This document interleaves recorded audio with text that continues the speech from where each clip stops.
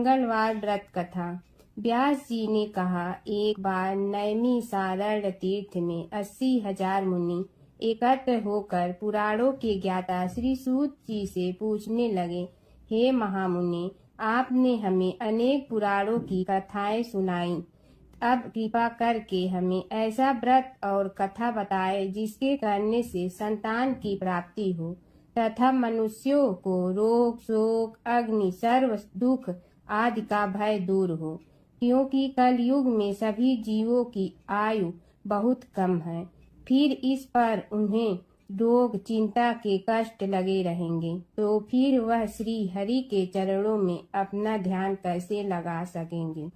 श्री सूत जी बोले, हे मुनियों, आपने लोक कल्याण के लिए बहुत ही उत्तम बात पूछी है। एक बार युधिष्ठिर ने भगवान श्री कृष्ण से लोक कल्याण के लिए यही प्रश्न किया था। भगवान श्री कृष्ण और युधिष्ठिर का संवाद तुम्हारे सामने कहता हूँ, ध्यान देकर सुनो। एक समय पांडवों की सभा में श्री कृष्ण जी बैठे हुए थे। तब युधिष्ठिर ने भगवान श्री कृष्ण से प्रश्न किया, हे प्रभु नंद गोविंद, आपने मेरे लिए अनेकों कथाएं सुनाई है। आज आप कृपा करके ऐसा व्रत या कथा सुनाएं जिसके करने से मनुष्य को रोग चिंता का भय समाप्त हो और उसको पुत्र की प्राप्ति हो। हे प्रभु, बिना पुत्र के जीवन व्यर्थ है। पुत्र के बिना मनुष्य नरकगामी होता है। पुत्र के बिना मनुष्य पितृ ऋण से छुटकारा नहीं पा सकता और न ही उसका पुत्रक नामक नरक से उद्धार हो सकता है। अतः पुत्रदायक व्रत बतलाएं। श्री कृष्ण भगवान बोले, हे राजन, मैं एक प्राचीन इतिहास सुनाता हूँ, आप उसे ध्यान पूर्वक सुनो। कुंडलपुर नामक एक नगर था, उसमें नंदा नामक एक ब्राह्मण रहता था। भगवान की कृपा से उसके पास सब कुछ था, फिर भी वह दुखी था। इसका कारण यह था कि ब्राह्मण की स्त्री सुनंदा के कोई संतान न थी। सुनंदा पतिव्रता थी, भक्ति पूर्वक श्री हनुमान जी की आराधना करती थी। मंगलवार के दिन व्रत करके अंत में भोजन बनाकर हनुमान जी का भोग लगाने के बाद स्वयं भोजन करती थी। एक बार मंगलवार के दिन ब्राह्मणी गृह कार्य की अधिकता के कारण हनुमान जी को भोग न लगा सकी, तो इस पर उसे बहुत दुख हुआ। उसने कुछ भी नहीं खाया और अपने मन में प्रण किया कि अब तो अगले मंगलवार को ही हनुमान जी का भोग लगाकर अन्न जल ग्रहण करूंगी। ब्रह्माणी सुनंदा की इस असीम भक्ति के प्रभाव से श्री हनुमान जी बहुत प्रसन्न हुए और प्रकट होकर बोले, सुनंदा, मैं तेरी भक्ति से बहुत प्रसन्न हूँ, तू उठ और वर मांग। सुनंदा अपने आराध्य देव श्री हनुमान जी को देखकर आनंद की अधिकता से विह्वल हो श्री हनुमान जी के चरणों में गिरकर बोली, हे प्रभु, मेरी कोई संतान नहीं है, कृपा करके मुझे संतान प्राप्ति का आशीर्वाद दें, आपकी अति कृपा होगी। श्री महावीर जी बोले, तेरी इच्छा पूर्ण होगी, तेरे एक कन्या पैदा होगी, उसके अष्टांग प्रतिदिन सोना दिया करेंगे। इस प्रकार कहकर श्री महावीर जी अंतर ध्यान हो गए। ब्रह्माणी सुनंदा बहुत हर्षित हुई और सभी समाचार अपने पति से कहा। ब्राह्मण देव कन्या का वरदान सुनकर कुछ दुखी हुए, परंतु सोना मिलने की बात सुनी तो बहुत प्रसन्न हुए। विचार किया कि ऐसी कन्या के साथ मेरी निर्धनता भी समाप्त हो जाएगी। श्री हनुमान जी की कृपा से वह ब्रह्माणी गर्भवती हुई और 10वें महीने में उसे बहुत ही सुंदर पुत्री प्राप्त हुई। यह बच्ची अपने पिता के घर में ठीक उसी तरह से बढ़ने लगी जिस प्रकार शुक्ल पक्ष का चंद्रमा बढ़ता है। 10वें दिन ब्राह्मण ने उस बालिका का नामकरण संस्कार कराया। उसके कुल पुरोहित ने उस बालिका का नाम रत्नावली रखा, क्योंकि यह कन्या सोना प्रदान किया करती थी। इस कन्या ने पूर्व जन्म में बड़े ही विधान से मंगल देव का व्रत किया था। रत्नावली का अष्टांग बहुत सा सोना देता था। उस सोने से नंदा ब्राह्मण बहुत ही धनवान हो गया। अब ब्रह्माणी भी बहुत अभिमान करने लगी। समय बीतता रहा। अब रत्नावली 10 वर्ष की हो चुकी थी। एक दिन जब नंदा ब्राह्मण प्रसन्नचित्त था, तब सुनंदा ने अपने पति से कहा, मेरी पुत्री रत्नावली विवाह के योग्य हो गई है, अतः आप कोई सुंदर तथा योग्य वर देखकर इसका विवाह कर दें। यह सुन ब्राह्मण बोला, अभी तो रत्नावली बहुत छोटी है। तब ब्रह्माणी बोली, शास्त्रों की आज्ञा है कि कन्या 8वें वर्ष में गौरी, 9 वर्ष में रोहिणी, 10वें वर्ष में कन्या, इसके पश्चात रजस्वला हो जाती है। गौरी के दान से पाताल लोक की प्राप्ति होती है, रोहिणी के दान से वैकुंठ लोक की प्राप्ति होती है, कन्या के दान से इंद्रलोक में सुखों की प्राप्ति होती है। अगर हे पतिदेव रजस्वला का दान किया जाता है तो घोर नरक की प्राप्ति होती है। इस पर ब्राह्मण बोला, अभी तो रत्नावली मात्र 10 ही वर्ष की है और मैंने तो 16 साल की कन्याओं के विवाह कराए हैं, अभी जल्दी क्या है। तब ब्रह्माणी सुनंदा बोली, आपको तो लोभ अधिक हो गया है। शास्त्रों में कहा गया है कि माता पिता और बड़ा भाई रजस्वला कन्या को देखते हैं तो वह अवश्य नरकगामी होते हैं। तब ब्राह्मण बोला, अच्छी बात है, कल मैं अवश्य योग्य वर की तलाश में अपना दूध भेजूंगा। दूसरे दिन ब्राह्मण ने अपने दूत को बुलाया और आज्ञा दी कि जैसी सुंदर मेरी कन्या है, वैसे ही सुंदर वर उसके लिए तलाश करो। दूत अपने स्वामी की आज्ञा पाकर निकल पड़ा। पई नगर में उसने एक सुंदर लड़के को देखा। यह बालक एक ब्राह्मण परिवार का बहुत गुणवान पुत्र था। इसका नाम सोमेश्वर था। दूत ने इस सुंदर व गुणवान ब्राह्मण पुत्र के बारे में अपने स्वामी को पूर्ण विवरण दिया।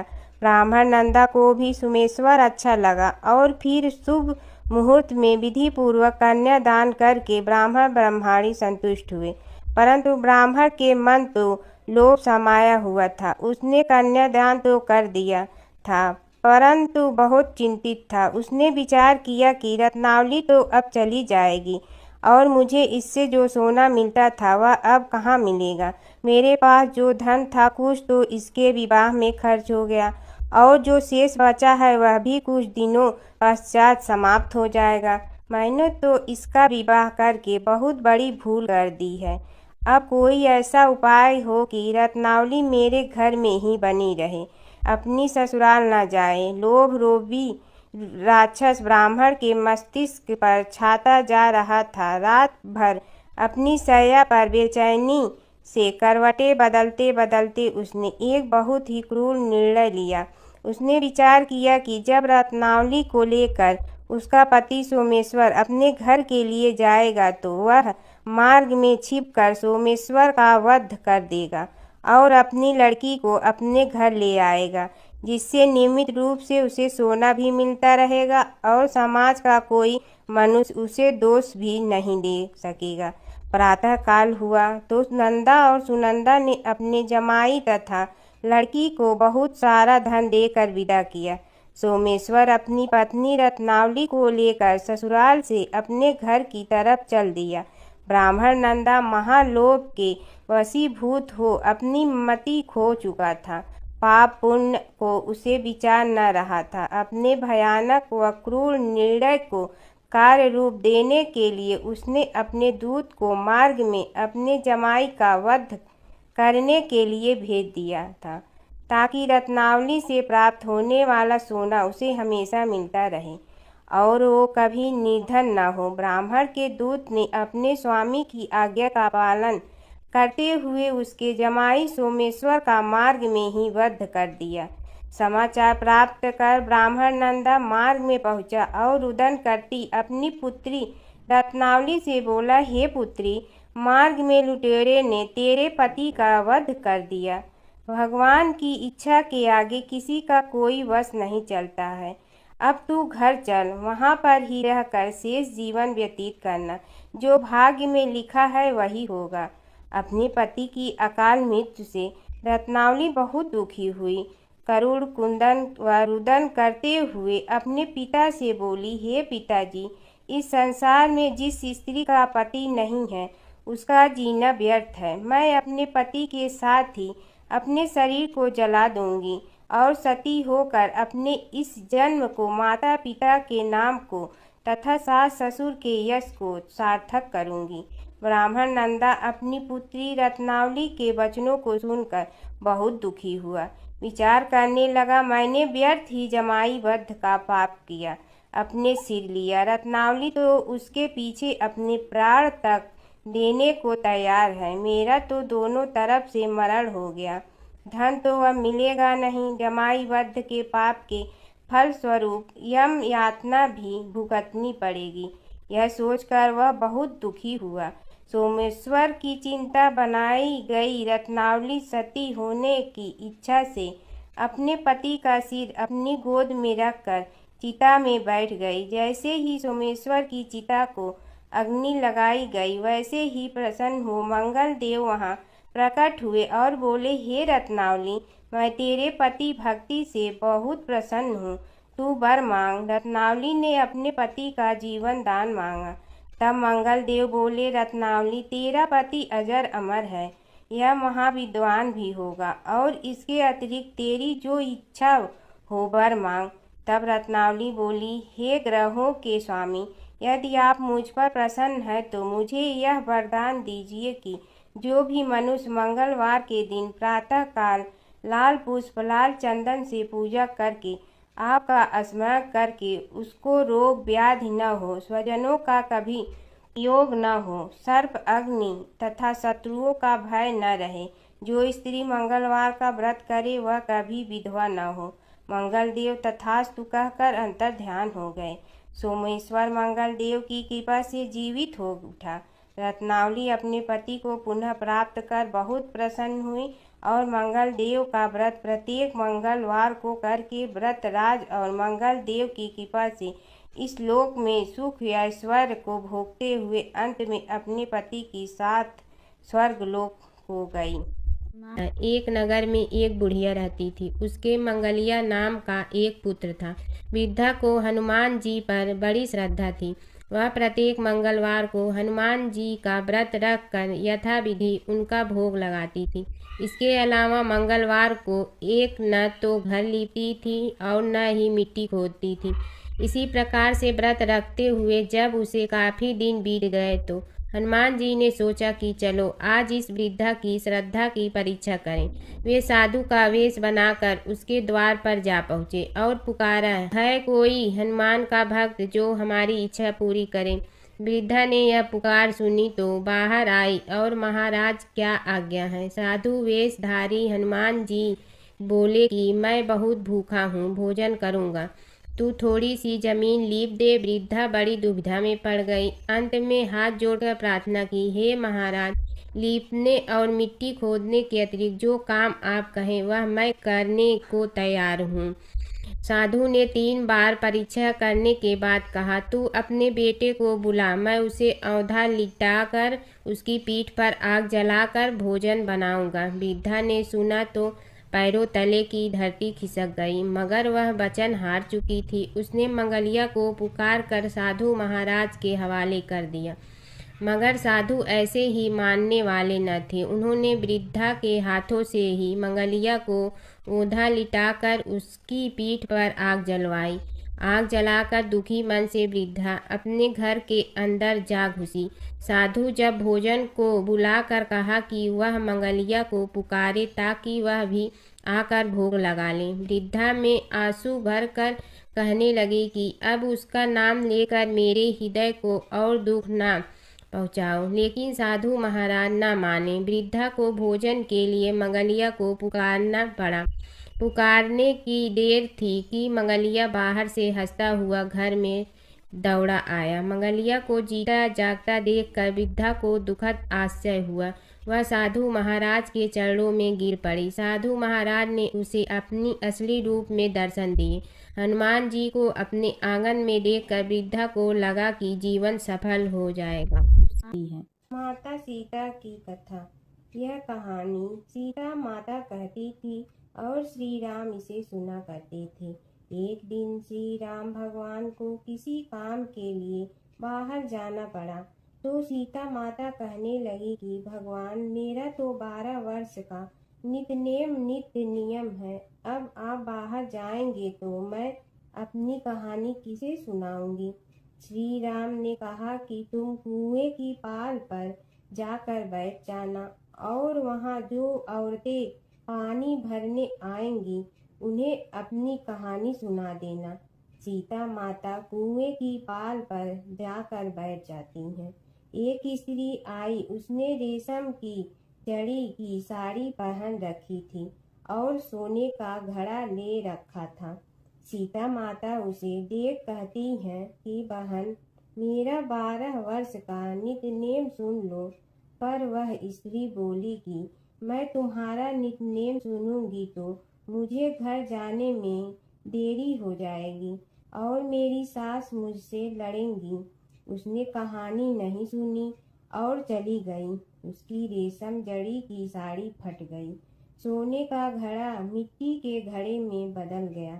सास ने देखा तो पूछा कि ये किसका दोष अपने सिर लेकर आ गई है।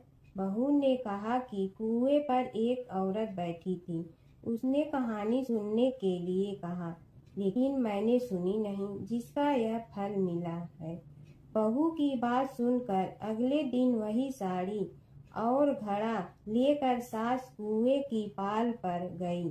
सास को वहीं माता सीता बैठी मिली तो माता सीता ने कहा कि बहन, मेरी कहानी सुन लीजिए। सास बोली कि एक बार छोड़, मैं तो 4 बार कहानी सुन लूंगी।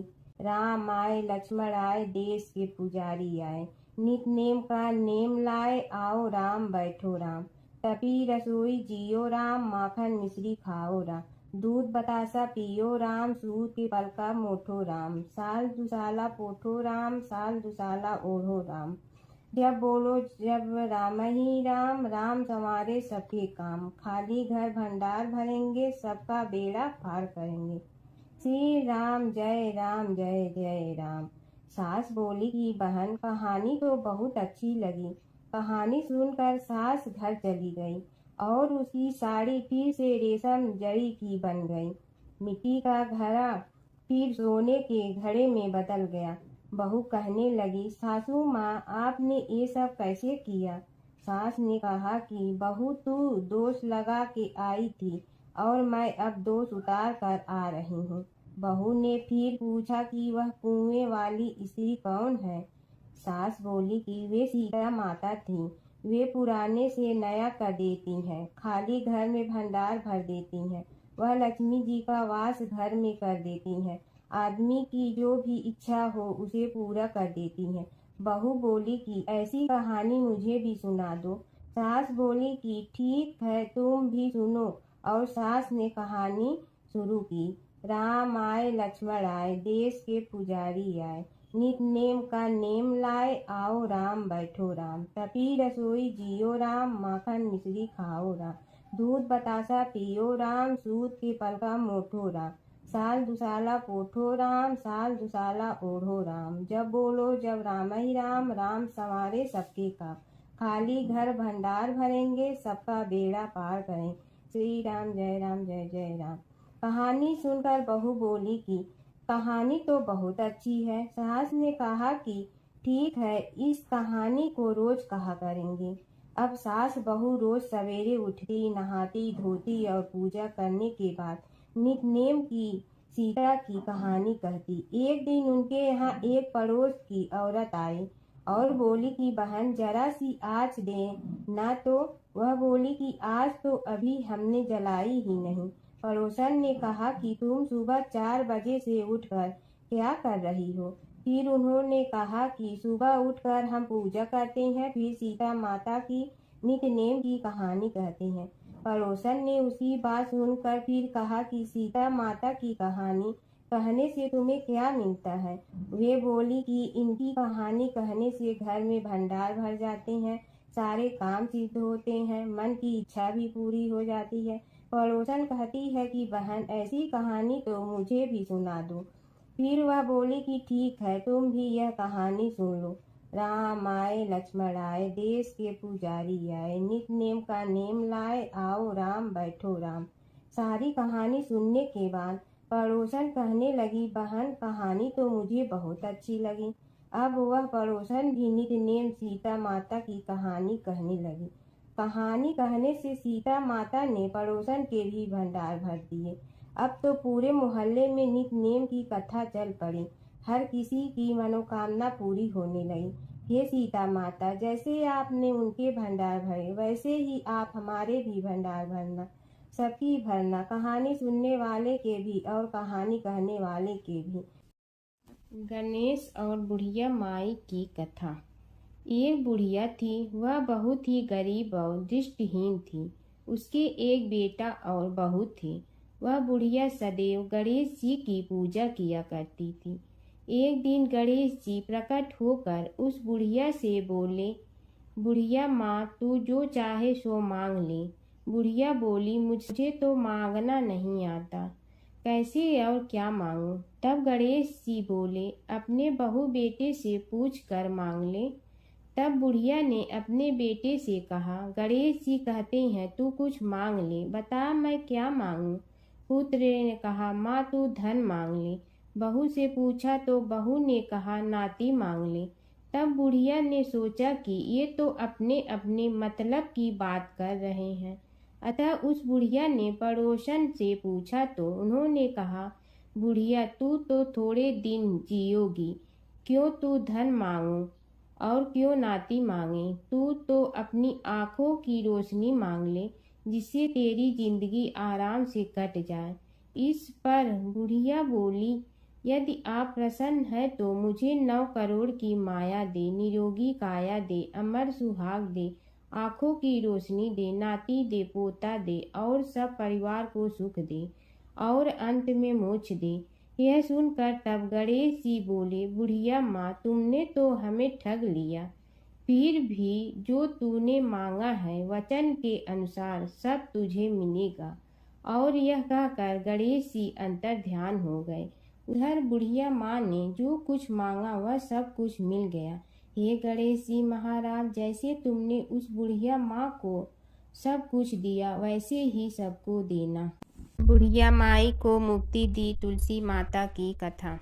एक बुढ़िया माई तुलसी जी को सींचती और कहती कि हे तुलसी माता, सत की दाता, मैं तेरा बिडला सींचती हूँ, मुझे बहू दे, पीताम्बर की धोती दे, मीठा मीठा घास दे, बैकुंठा में वास दे, चटक की चाल दे, पटक की मोत दे, चंदन का काठ दे, रानी सा राज दे, दाल भात का भोजन दे, 11 की मौत दे, कृष्ण जी का कंधा दे। तब तुलसी माता यह सुनकर सूखने लगी। तो भगवान ने पूछा कि हे तुलसी, तुम क्यों सूख रही हो? तुलसी माता ने कहा कि एक बुढ़िया रोज आती है और यही बात कह जाती है, मैं सब बात तो पूरा कर दूंगी, लेकिन कृष्ण का कंधा कहाँ से लाऊंगी? तो भगवान बोले, जब वो मरेगी तो मैं अपने आप कंधा दे आऊँगा, तू बुढ़िया माई से कह देना। जब बुढ़िया माई मर गई, सब लोग आ गए। जब माई को ले जाने लगे तो वह किसी से न उठी। तब भगवान एक 12 बरस के बालक का रूप धारण करके आए। बालक ने कहा, मैं कान में एक बात कहूँगा तो बुढ़िया माई उठ जाएगी। बालक ने कान में कहा, बुढ़िया माई मन की निकाल ले, पीताम्बर की धोती ले, मीठा मीठा घास ले, बैकुंठा का वास ले, चटक की चाल ले, पटक की मोत ले, कृष्ण जी का कंधा ले। यह सुनकर बुढ़िया माई हल्की हो गई। भगवान ने कंधा दिया और बुढ़िया माई को मुक्ति मिल गई। ये तुलसी माता, जैसे बुढ़िया माई को मुक्ति दी वैसे सबको देना। एक समय की बात है कि विष्णु भगवान का विवाह लक्ष्मी जी के साथ निश्चित हो गया। विवाह की तैयारी होने लगी। सभी देवताओं को निमंत्रण भेजे गए, परंतु गणेश जी को निमंत्रण नहीं दिया। कारण जो भी रहा हो, अब भगवान विष्णु की बारात जाने का समय आ गया। सभी देवता अपनी पत्नियों के साथ विवाह समारोह में आए। उन सब ने देखा कि गणेश जी कहीं दिखाई नहीं दे रहे हैं।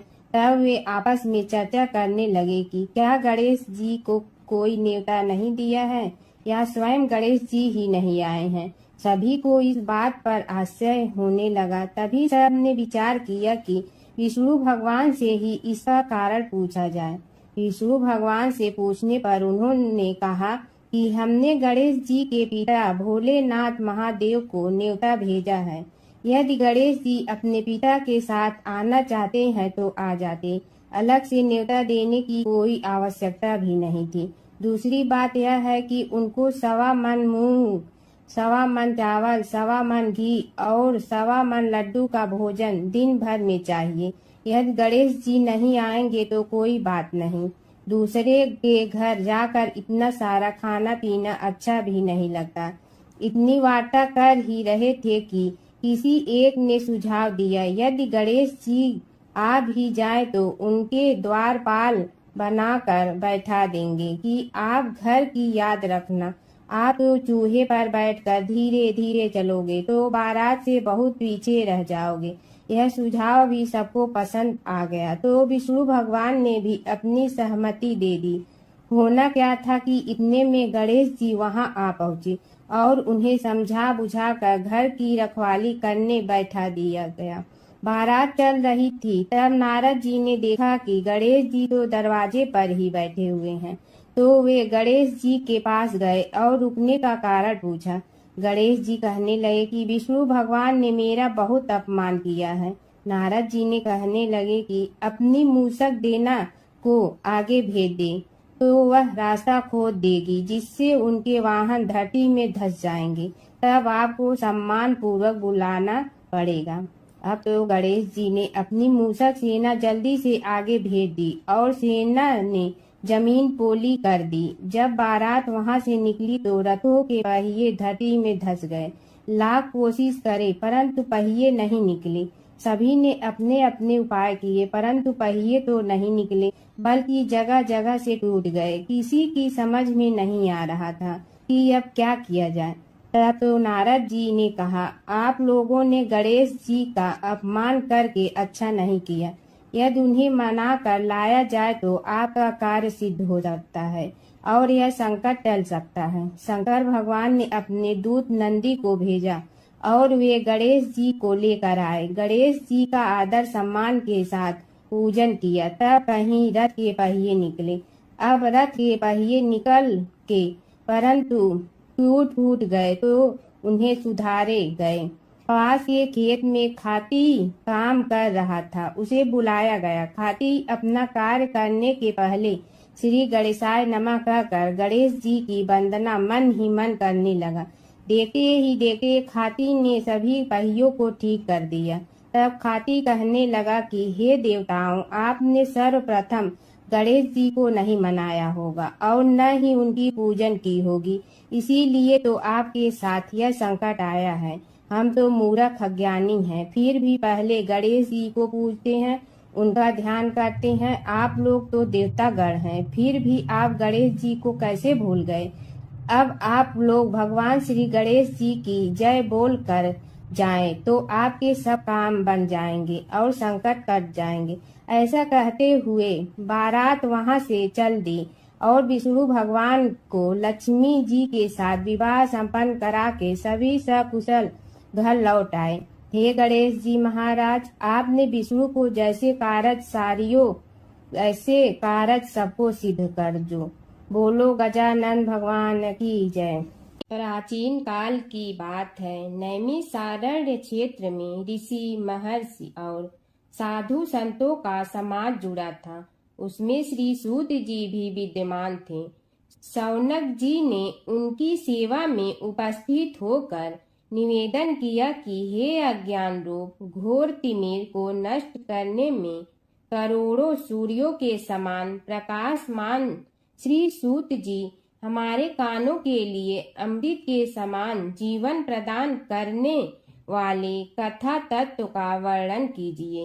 हे सूत जी, हमारे हृदयों में ज्ञान के प्रकाश की वृद्धि तथा भक्ति, वैराग्य और विवेक की उत्पत्ति जिस कथा से हो सकती हो, वह हमारे प्रति कहने की कृपा कीजिए। शौनक जी की जिज्ञासा से सूत जी बड़े प्रसन्न हुए। पूरा तन इतिहासों के स्मरण से उनका शरीर पुलकायमान हो रहा था। वे कुछ देर उसी स्थिति में विराजमान रहकर कुछ विचार करते रहे और अंत में बोले, शौनक जी, इस विषय में आपके चित्त में बड़ी जिज्ञासा है। आप धन्य हैं जो सदैव ज्ञान की प्राप्ति में तत्पर रहते हुए विभिन्न पुराण कथाओं की जिज्ञासा रखते हैं। आज मैं आपको ज्ञान के परम स्रोत रूप श्री गणेश जी का जन्म कर्म रूप चरित्र सुनाऊंगा। गणेश जी से ही सभी ज्ञानों सभी विद्याओं का उद्भव हुआ है। अब आप सावधान चित्त से विराजमान हो। श्री गणेश जी के ध्यान और नमस्कार पूर्वक उनका चरित्र श्रवण करें। नमस्तस्मै गणेशाय ब्रह्मा विद्या प्रदायिनी यनागस्त्यसमः साक्षात विघ्न सागर सोसड़े। कैसे हैं वे श्री गणेश जो सभी प्रकार की ब्रह्म विद्याओं को प्रदान करने वाले अर्थात ब्रह्मा के सगुण और निर्गुण स्वरूप पर प्रकाश डालने और जीव ब्रह्मा का अभेद प्रतिपादन करने वाली विद्याओं के दाता हैं। वे विघ्नों के समुद्रों को महर्षि अगस्त्य के समान शोषण करने में समर्थ हैं।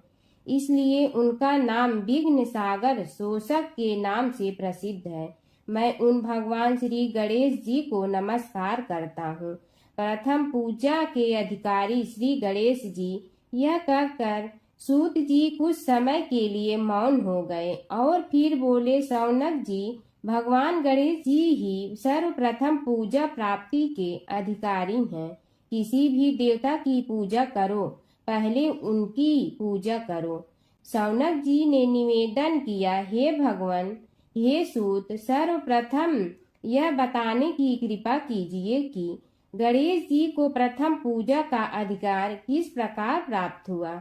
इस विषय में मेरी बुद्धि मोह को प्राप्त हो रही है कि सृष्टि रचयिता ब्रह्मा जी, पालन करता भगवान नारायण और संहार करता शिव जी में से किसी को प्रथम पूजा का अधिकारी क्यों नहीं माना गया।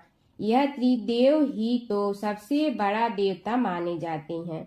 सूत जी ने कहा, शौनक जी, यह भी एक रहस्य ही है। देखो, अधिकार मांगने से नहीं मिलता, इसके लिए योग्यता होनी चाहिए। संसार में अनेकों देवी देवताएं पूजे जाते हैं।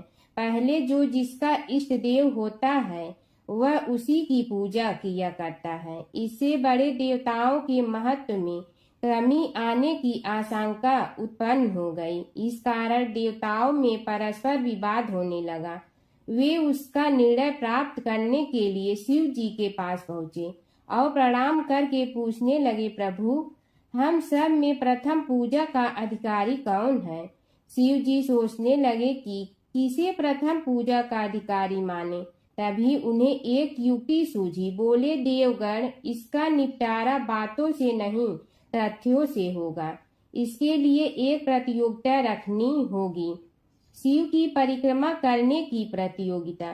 देवगण उनका मुख देखने लगे, शंकित हृदय से सोचने लगे कि कैसी प्रतियोगिता रहेगी। यह शिव जी ने उनके मन के भाव ताड़ लिए, इसलिए सांत्वना भरे शब्दों में बोले, घबराओ मत, कोई कठिन परीक्षा नहीं ली जाएगी।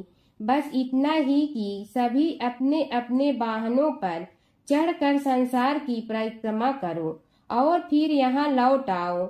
जो पहले लौटेगा वही सर्वप्रथम पूजा का अधिकारी होगा।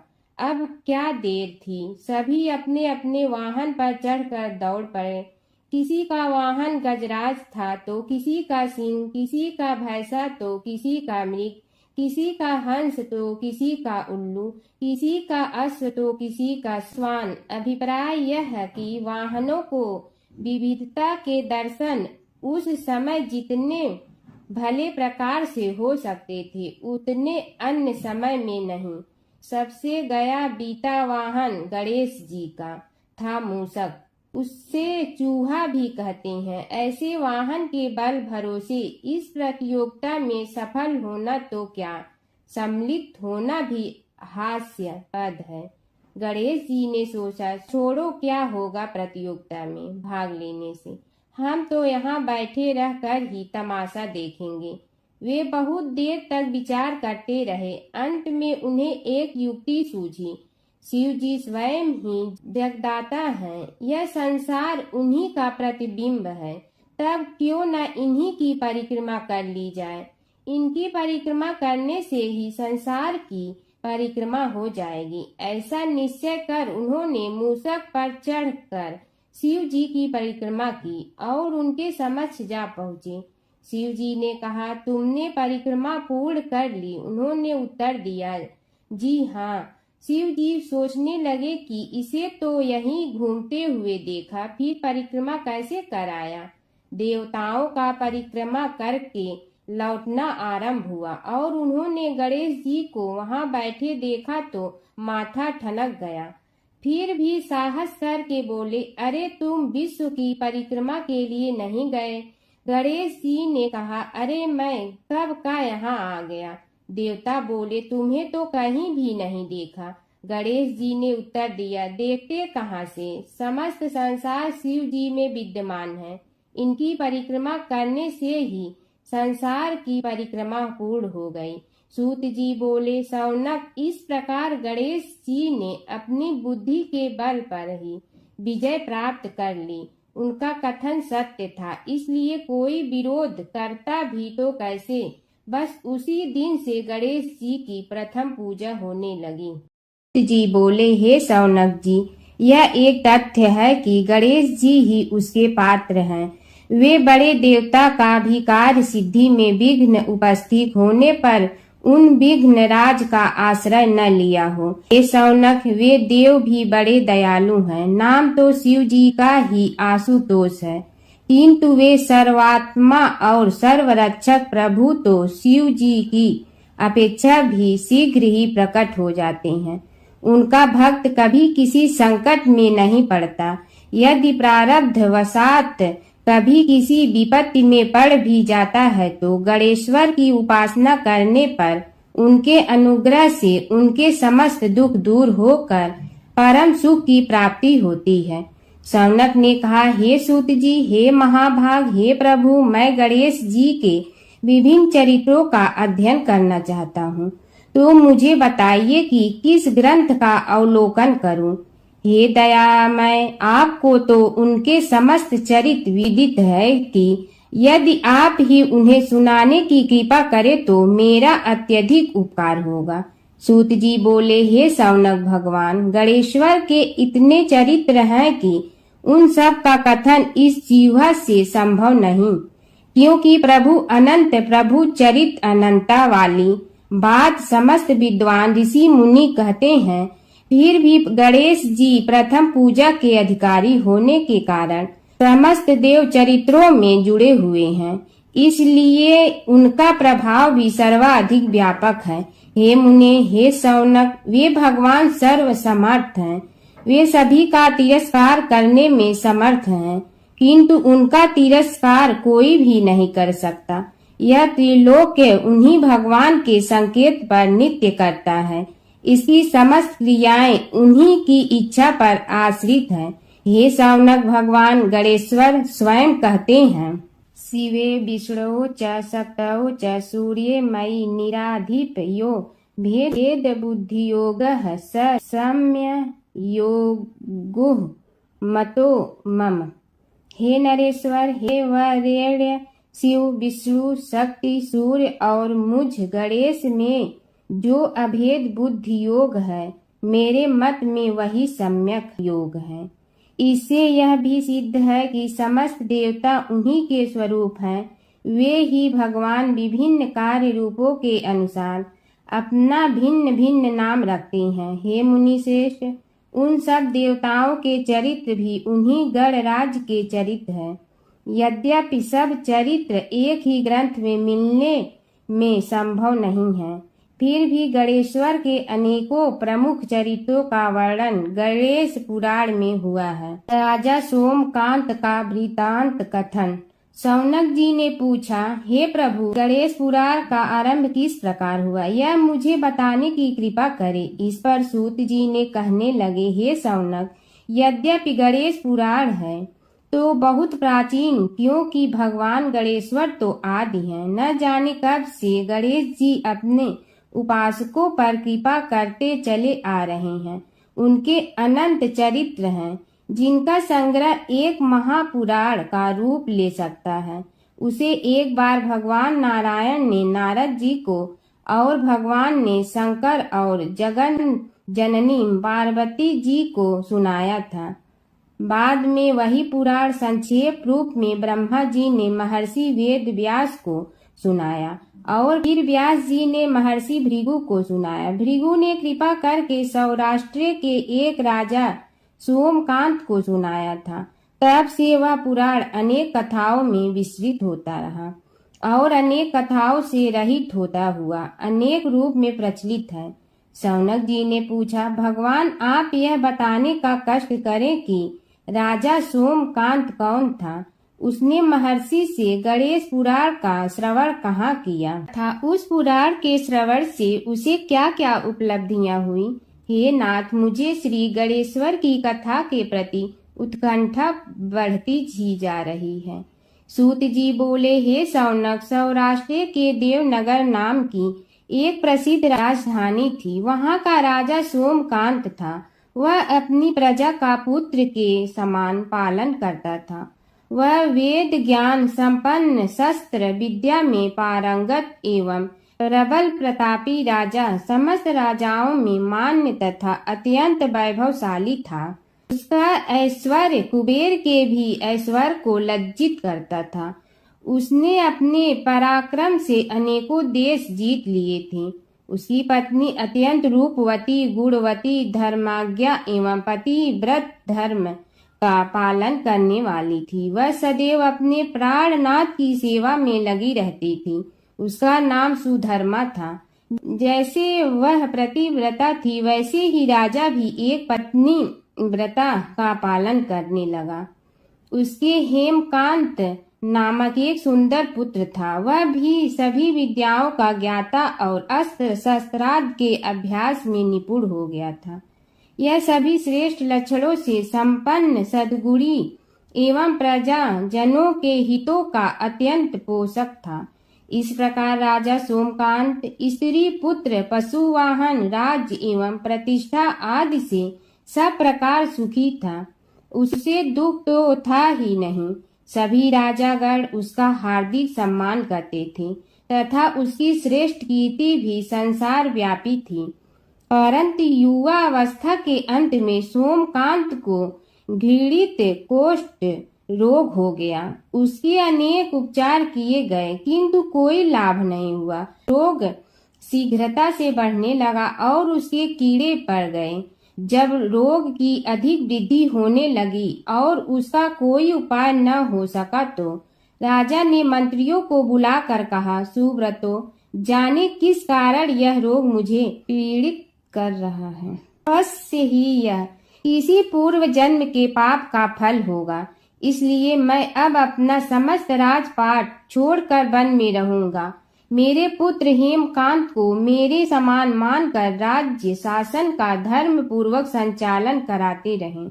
यह कहकर राजा ने शुभ दिन दिखवाकर अपने पुत्र हेमकांत को राज्य पद पर अभिषेक किया और अपनी पत्नी सुधर्मा के साथ निर्जन वन की ओर चल दिया। प्रजापालक राजा के वियोग में समस्त प्रजा जन अश्रु बहाते हुए उनके साथ चले गए। राज्य की सीमा पर पहुंचकर राजा ने अपने पुत्र अमात्यगण और प्रजा जनों को समझाया, आप सब लोग धर्म के जानने वाले, श्रेष्ठ आचरण में तत्पर एवं सहृदय हैं। यह संसार तो वैसे भी परिवर्तनशील है। जो आज है वह कल नहीं था और आने वाले कल में भी नहीं रहेगा। इसलिए मेरे जाने से दुख का कोई कारण नहीं है। मेरे स्थान पर मेरा पुत्र सभी कार्यों को करेगा। इसलिए आप सब उसके अनुशासन में रहते हुए उसे सदैव सम्मान करते रहें। फिर पुत्र से कहा, बेटा, यह स्थिति सभी के समझ आती रही है। हमारे पूर्व पुरुष भी परंपरागत रूप से वृद्धावस्था आने पर वन में जाते रहे हैं। मैं कुछ समय पहले ही वन में जा रहा हूँ, तो कुछ पहले या पीछे जाने में कोई अंतर नहीं पड़ता। यदि कुछ वर्ष बाद जाऊं तब भी मोह का त्याग करना ही होगा। इसलिए हे वत्स, तुम दुखित मत हो और मेरी आज्ञा मानकर राज्य शासन को ठीक प्रकार चलाओ। ध्यान रखना, क्षत्रिय धर्म का कभी त्याग न करना और प्रजा को सदा सुखी रखना। इस प्रकार राजा सोमकांत ने सभी को समझा बुझाकर वहां से वापस लौट आया और स्वयं अपनी पतिव्रता भार्या के साथ वन में प्रवेश किया। पुत्र हेमकांत के आग्रह से उसने सुबल और ज्ञान गम्य नामक 2 आत्माओं को भी साथ ले लिया। उन सब ने एक समतल एवं सुंदर स्थान देखकर वहां विश्राम किया। तभी उन्हें एक मुनि कुमार दिखाई दिया। राजा ने उससे पूछा, तुम कौन हो, कहाँ रहते हो? यदि उचित समझो तो मुझे बताओ। मुनि बालक ने कोमल बाड़ी में कहा, मैं महर्षि भृगु का पुत्र हूँ। मेरा नाम च्यवन है। हमारा आश्रम निकट में ही है। अब आप भी अपना परिचय दीजिए। राजा ने कहा, मुनि कुमार, आपका परिचय पाकर मुझे बड़ी प्रसन्नता हुई। मैं सौराष्ट्र के देवनगर नामक राज्य का अधिपति रहा हूँ। अब अपने पुत्र को राज्य देकर मैंने अरण्य की शरण ली है। मुझे कुष्ठ रोग अत्यंत पीड़ित किए हुए हैं। उसकी निवृत्ति का कोई उपाय करने वाला हो तो कृपा कर मुझे बताइए। मुनि कुमार ने कहा, मैं अपने पिताजी से अपना वृतांत कहता हूँ, फिर वे जैसा कहेंगे आपको बताऊंगा। यह कहकर मुनि बालक चला गया और कुछ देर में ही आकर बोला, राजन, मैंने आपका वृतांत अपने पिताजी को बताया। उनकी आज्ञा हुई है कि आप सब मेरे साथ आश्रम में चलकर उनसे भेंट करें, तभी आपके रोग के विषय में भी विचार किया जाएगा। राजा सोमकांत के पूर्व जन्म का वृत्तांत भृगु द्वारा वर्णन।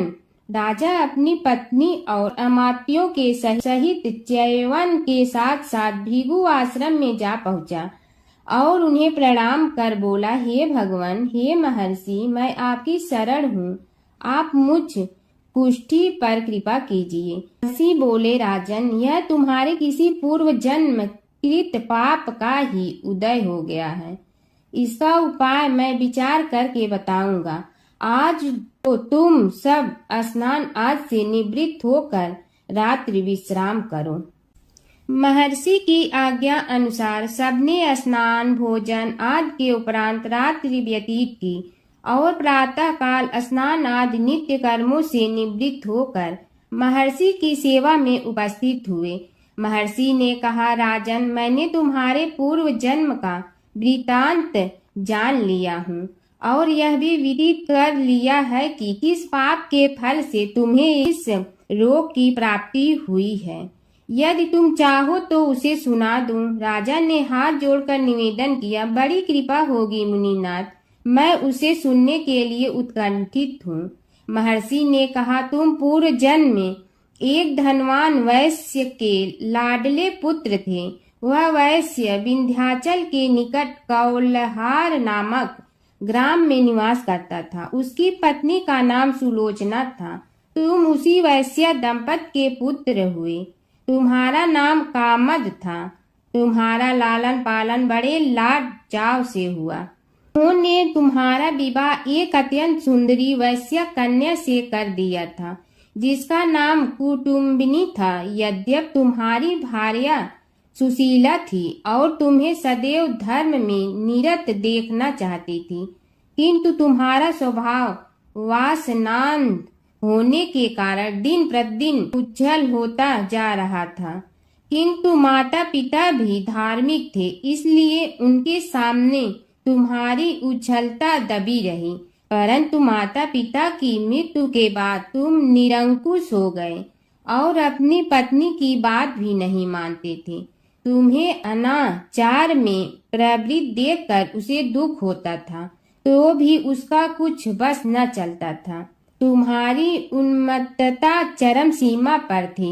अपनों से भी द्वेष और क्रूरता का व्यवहार किया करते थे, हत्या आदि कराते थे। तुम्हारे लिए सामान्य बात हो गई। पीड़ित व्यक्तियों ने तुम्हारे विरुद्ध राजा से पुकार की, अभियोग चला और तुम्हें राज्य की सीमा से भी बाहर चले जाने का आदेश हुआ। तब तुम घर छोड़कर किसी निर्जन वन में रहने लगे। उस समय तुम्हारा कार्य लोगों को लूटना और हत्या करना ही रह गया। एक दिन माध्याह्न काल था। गुणवर्धक नामक एक विद्वान ब्राह्मण उधर से निकला। बेचारा अपनी पत्नी को लिवाने के लिए ससुराल जा रहा था। तुमने उस ब्राह्मण युवक को पकड़कर लूट लिया। प्रतिरोध करने पर उसे मारने लगे तो वह चित्कार करने लगा, मुझे मत मार, मत मार, देख मेरा दूसरा विवाह हुआ है, मैं पत्नी को लेने के लिए जा रहा हूँ। किंतु तुम तो क्रोधवश में ऐसे लीन हो रहे थे कि तुमने उसकी बात सुनकर भी नहीं सुनी। जब उसे मारने लगे तो उसने श्राप दे दिया, अरे हत्यारे, मेरी हत्या के पाप से तो सहस्त्र कल्प तक घोर नरक भोगोगे। तुमने उसकी कोई चिंता न की और सिर काट लिया। राजन, तुमने ऐसी ऐसी एक नहीं बल्कि अनेक निरीह हत्याएं की थी, जिनकी गणना करना भी पाप है। इस प्रकार इस जन्म में तुमने घोर पाप कर्म किए थे, किंतु बुढ़ापा आने पर जब अशक्त हो गए तब तुम्हारे साथ जो क्रूर कर्मा थे वे भी किनारा कर गए। उन्होंने सोच लिया कि अब तो इसे खिलाना भी पड़ेगा, इसलिए मरने दो यहीं। अमोघ प्रभाव गणेश उपासना का कथन। राजन, अब तुम निरालंब थे, चल फिर तो सकते ही नहीं थे। भूख से पीड़ित रहने के कारण रोगों ने भी घेर लिया। उधर से जो कोई निकलता तुम्हें घृणा की दृष्टि से देखता हुआ चला जाता। तब तुम आहार की खोज में बड़ी कठिनाई से चलते हुए एक जीर्ण शीर्ण देवालय में पहुंचा। उसमें भगवान गणेश्वर की प्रतिमा विद्यमान थी। तब न जाने किस पुण्य के उदय होने से तुम्हारे मन में गणेश जी के प्रति भक्ति भाव जागृत हुआ। तुम निराहार रहकर उनकी उपासना करने लगे। उससे तुम्हें सब कुछ मिला और रोग भी कम हुआ। राजन, तुमने अपने साथियों की दृष्टि बचाकर बहुत सा धन एक स्थान पर गाड़ दिया था। अब तुमने उस धन को उसे देवालय के जीर्णोद्धार में लगाने का निश्चय किया। शिल्पी बुलाकर उस मंदिर को सुंदर और भव्य बनवा दिया। इस कारण कुख्याति सुख्याति में बदलने लगी। फिर यथा समय तुम्हारी मृत्यु हुई। यमदूतों ने पकड़कर तुम्हें यमराज के समक्ष उपस्थित किया। यमराज तुमसे बोले, जीव, तुमने पाप और पुण्य दोनों ही किए हैं और दोनों का ही भोग तुम्हें भोगना है, किंतु पहले पाप का फल भोगना चाहते हो पुण्य का। इसके उत्तर में तुमने प्रथम अपने पुण्य कर्मों के भोग की इच्छा प्रकट की और इसीलिए उन्होंने तुम्हें राजकुल में जन्म लेने के लिए भेज दिया। पूर्व जन्म में तुमने भगवान गणाध्यक्ष का सुंदर एवं भव्य मंदिर बनवाया था, इसलिए तुम्हें सुंदर देह की प्राप्ति हुई। यह कहकर महर्षि भृगु कुछ रुके। उन्होंने देखा कि राजा को इस वृतांत पर शंका हो रही है। तभी महर्षि के शरीर में असंख्य विकराल पक्षी उत्पन्न होकर राजा की ओर झपटे। उनकी चोंच बड़ी तीक्ष्ण थी, जिनसे वे राजा के शरीर को नोच नोच कर खाने लगे। उसके कारण उत्पन्न असहनीय पीड़ा से व्याकुल हुए राजा ने महर्षि के समक्ष हाथ जोड़कर निवेदन किया, प्रभु, आपका आश्रम तो समस्त द्वेष आदि से परे है और यहाँ मैं आपकी शरण में बैठा हूँ। तब यह पक्षी मुझे आकर ही क्यों पीड़ित कर रहे हैं? हे मुनिनाथ, इनसे मेरी रक्षा कीजिए। महर्षि ने राजा के अंतर्वचन सुनकर सांत्वना देते हुए कहा, राजन, तुमने मेरे वचनों में शंका की थी और जो मुझ सत्यवादी के कथन में शंका करते हैं उसे खाने के लिए मेरे शरीर से इसी प्रकार पक्षी प्रकट हो जाते हैं, जो कि मेरे हुंकार करने पर भस्म हो जाया करते हैं। यह कर महर्षि ने हुंकार की और तभी वे समस्त पक्षी भस्म हो गए। राजा श्रद्धावनत होकर उनके समक्ष अश्रुपात करता हुआ बोला, प्रभु अब आप पाप से मुक्त होने का उपाय कीजिए। महर्षि ने कुछ विचार कर कहा, राजन तुम पर भगवान गणेश्वर की कृपा सहज रूप से है और वे ही प्रभु तुम्हारे पापों को भी दूर करने में समर्थ हैं। इसलिए तुम उनके पाप नाशक चरित्रों का श्रवण करो। गणेश पुराण में उनके चरित्रों का भले प्रकार वर्णन हुआ है, अतएव तुम श्रद्धा भक्ति पूर्वक उसी को सुनने में चित्त लगाओ। राजा ने प्रार्थना की, महामुनि मैंने गणेश पुराण का नाम भी आज तक नहीं सुना, तो उनके सुनने का सौभाग्य कैसे प्राप्त कर सकूंगा। हे नाथ, आपसे अधिक ज्ञानी और प्रकांड विद्वान और कौन हो सकता है। आप ही मुझ पर कृपा कीजिए। महर्षि ने राजा की दीनता देखकर उसके शरीर पर अपने कमंडल का मंत्रपूत जल छिड़का। तभी राजा को एक छींक आई और नासिका से एक अत्यंत छोटा काले वर्ण का पुरुष बाहर निकल आया। देखते देखते वह बढ़ गया। उसके भयंकर रूप को देखकर राजा कुछ भयभीत हुआ, किंतु समस्त आश्रमवासी वहां से भाग गए। वह पुरुष महर्षि के समक्ष हाथ जोड़कर खड़ा हो गया। उन्हें उसकी ओर देखा और कुछ उच्च स्वर में बोले, तू कौन है, क्या चाहता है। वह बोला, मैं साक्षात पाप हूँ, समस्त पापियों के शरीर में मेरा निवास है। आपके मंत्रपूत जल के स्पर्श से मुझे विवश होकर राजा के शरीर से बाहर निकलना पड़ा है। अब मुझे बड़ी भूख लगी है, बताइए क्या खाऊं और कहाँ रहूं। महर्षि बोले, तू उस आम के अवकाश स्थान में निवास कर और उसी वृक्ष के पत्ते खाकर जीवन निर्वाह कर। यह सुनते ही वह पुरुष आम के वृक्ष के पास पहुंचा, किंतु उसके स्पर्श मात्र से वह वृक्ष जलकर भस्म हो गया। फिर जब पाप पुरुष को रहने के लिए कोई स्थान दिखाई न दिया तो वह भी अंतर्हित हो गया।